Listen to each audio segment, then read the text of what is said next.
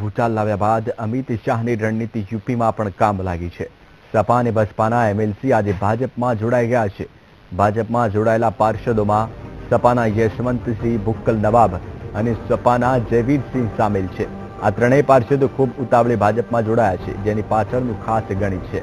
ઉત્તર પ્રદેશના મુખ્યમંત્રી યોગી આદિત્યનાથ અને તેમની કેબિનેટના મોટા નેતાઓ ના તો વિધાનસભાના સભ્ય છે, ના તો વિધાન પરિષદના, અને નિયમ પ્રમાણે તેમણે 6 મહિનાની અંદર આ બેમાંથી એકનું સભ્યપદ મેળવવાનું હોય છે। ત્યારે ભાજપના રણનીતિકાર અમિત શાહે ખૂબ ચતુરતાથી આ પાર્ષદોને તેમની બેઠક છોડાવી છે, જેથી યુપી કેબિનેટના નેતાઓ વિધાન પરિષદના સભ્ય બની શકે। ખબર છે કે સપા અને બસપામાંથી વધુ કેટલાક ધારાસભ્યો અને પાર્ષદો રાજીનામું આપી શકે છે।